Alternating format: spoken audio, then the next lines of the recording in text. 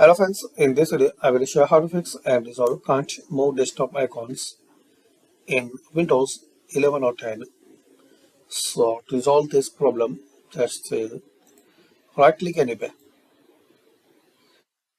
Now walk cursor to view. Then if auto arrange is selected, so uncheck this one.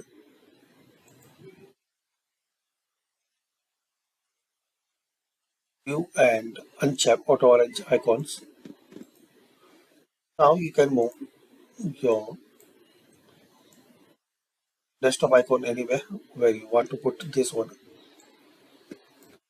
So just guys, you have to unselect auto arrange option in your Windows 11.